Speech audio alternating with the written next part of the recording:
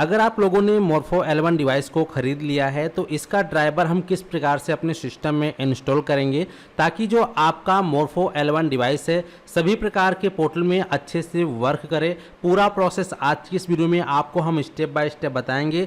अगर आप इस वीडियो को शुरू से लेकर अंत तक देख लेते हैं तो आपका जो मोर्फो L1 डिवाइस है जो है आपके सभी प्रकार के पोर्टल पे काम करेगा, चाहे फिर आपका किसी प्रकार का बैंक बीसी हो, आधार यूसीएल हो, या फिर किसी प्रकार का आपका जो है एपीएस का पोर्टल हो, या फिर आधार प्रिंट पोर्टल हो। सभी प्रकार के पोर्टल पे आपका जो मोर्फो L1 डिवाइस है प्रॉपरली वर्क करेगा। ठीक है, तो किस प्रकार से हमें इसका ड्राइवर को डाउनलोड करना है और इसको इंस्टॉल करना है अपने सिस्टम में, पूरा प्रोसेस बताएंगे। और आपको एक चीज़ का ध्यान रखना है कि जो मोर्फो L1 डिवाइस है इसके लिए आपके पास आपके सिस्टम में विंडोज़ 10 या फिर 11 होना चाहिए। अगर आपका विंडोज़ 7 है या विंडोज़ 8 है तो ऐसे में आपके सिस्टम में जो है ये ड्राइवर सपोर्ट नहीं करेगा। तो इसीलिए कोशिश यही करें कि आपके सिस्टम में विंडोज़ 10 और 11 होना चाहिए। तो चलिए जानते हैं किस प्रकार से हम इसका सेटअप करेंगे, किस प्रकार से हमें इसका डाउनलोडिंग करना है ड्राइवर का।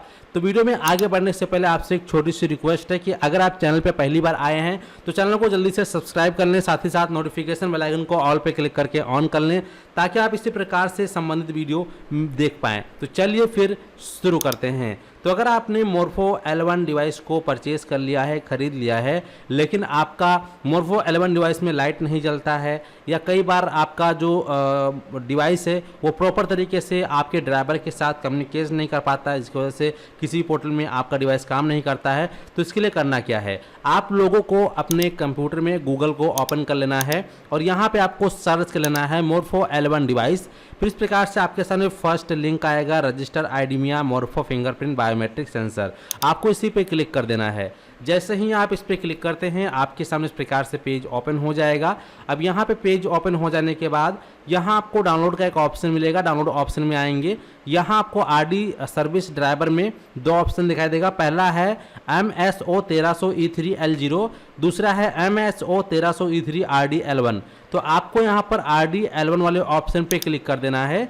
इस पे क्लिक करने के बाद आपके सामने यहाँ पर देखेंगे टोटल 5-6 ड्राइवर आपको देखने को मिल जाएगा। तो इनमें से आपके लिए सबसे बेस्ट कौन सा रहेगा, तो इनमें से सबसे बेस्ट जो है आपके लिए Windows L1 RD local host वाला जो ड्राइवर है ये रहेगा। तो हमें इसी पर क्लिक कर देना है।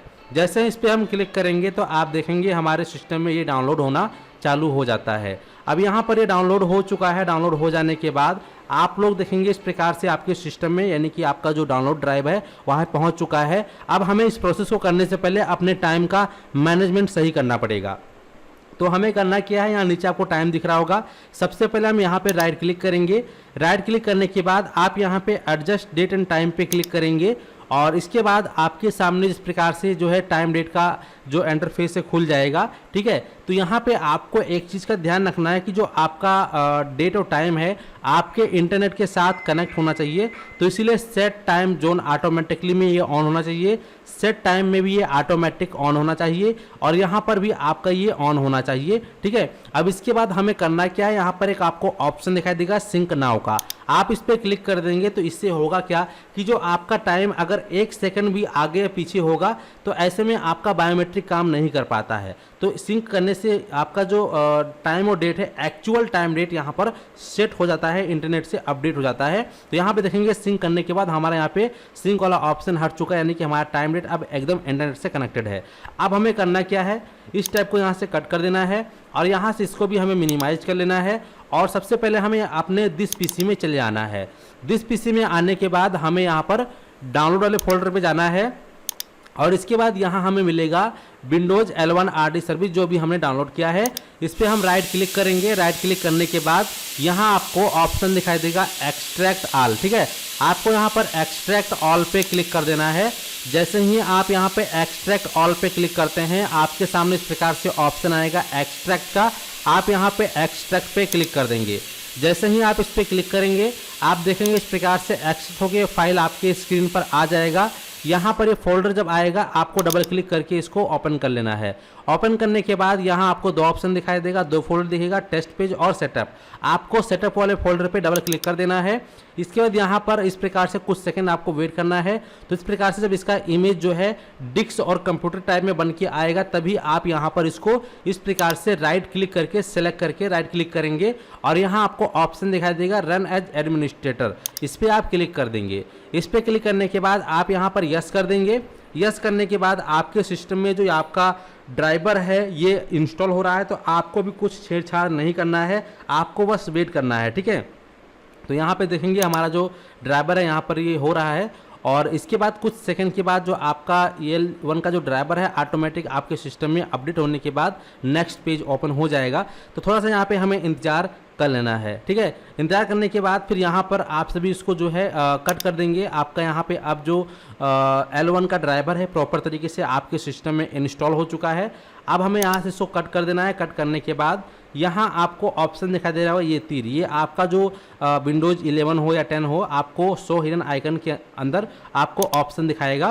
तो यहाँ देखेंगे आपको एक ऑप्शन देखने को मिलेगा आइडिमिया RD मैनेजमेंट यूटिलिटी। ठीक है, ये ऑप्शन देखने को मिलेगा। ठीक है, इस पर हम क्लिक करेंगे। इस पर क्लिक करने के बाद यहाँ पे फिलहाल अभी हमने डिवाइस को कनेक्ट नहीं किया है, लेकिन अगर आपके पास डिवाइस है तो डिवाइस को पहले आप कनेक्ट कर लेंगे। आप कनेक्ट करने के बाद यहाँ पे आपका डिवाइस का नाम आ जाएगा। ठीक है, तो यहाँ पे देखिए कि अगर आपको कोई लोकल पोर्टल पे चला रहे हैं, जैसे कि आपका कोई AEPS का पोर्टल है या कोई CSC की सर्विस यूज कर रहे हैं, तो ऐसे में आपका सिंगल लोकल होस्ट पे ही काम कर जाएगा।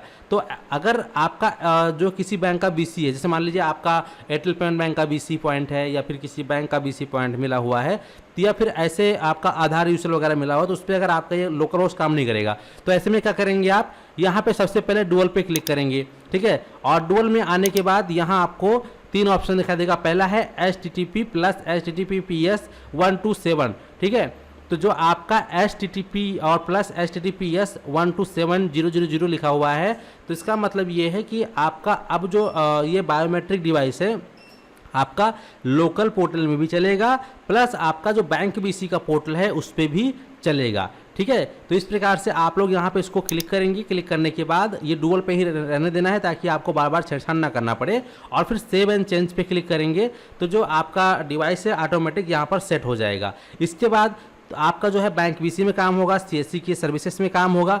बाई चांस अगर किसी अन्य पोर्टल में आपका ये डिवाइस काम नहीं करता है तो इसी में फिर आप क्लिक करेंगे यहाँ पर, और यहाँ पे आपको ऑप्शन दिखाई देगा HTTP और HTTPS लोकल होस्ट। इस पर क्लिक करके आप जो दूसरे पोर्टल होते हैं, दूसरे पोर्टल, उस पर आप आसानी से फिर वर्क कर सकते हैं। बस यहाँ पर सेव चेंज करना है और बाकी अंदर से आपको कोई भी छेड़छाड़ नहीं करनी है। तो ये सिंपल सा प्रोसेस है जिसको कि आप डाउनलोड करके फिर यहाँ से अपने RD का जो है मैनेजमेंट कर सकते हैं। ठीक है, तो उम्मीद करते हैं कि आप लोग अच्छे से समझ गए हैं और आपका डिवाइस यहाँ पे अच्छे से कनेक्ट हो चुका होगा। हालांकि जो डिवाइस कनेक्टिविटी का जो टाइमिंग है यहाँ पे लगभग बात करें तो 30 से 40 सेकंड कई डिवाइसेस में, यानी कई सिस्टम में यहाँ पर 1 मिनट का समय ले लेता है कनेक्ट होने में। ठीक है, माइग्रेट होने में। तो इस प्रकार का आपको ध्यान रखना है और इसी प्रकार से आपको फिर काम करना है। उम्मीद करते हैं कि आप लोग अच्छे से समझ गए हैं। इस वीडियो को और भी लोगों तक शेयर कर दीजिएगा। अगर आपकी प्रॉब्लम सॉल्व हो गई है तो कमेंट सेक्शन में कमेंट करके बता दीजिएगा। अगर आपकी प्रॉब्लम सॉल्व नहीं हुई है तो भी बताएं, और क्या समस्या आ रही है, क्या प्रॉब्लम आ रहा है, उस प्रॉब्लम का नाम लिख के बताएं, ताकि जो नेक्स्ट वीडियो आएगा आपकी उस प्रॉब्लम का सलूशन लेकर ही आऊँगा, तभी वीडियो बनाऊँगा। ठीक है, तो इस बार वीडियो को समाप्त करते हैं। धन्यवाद।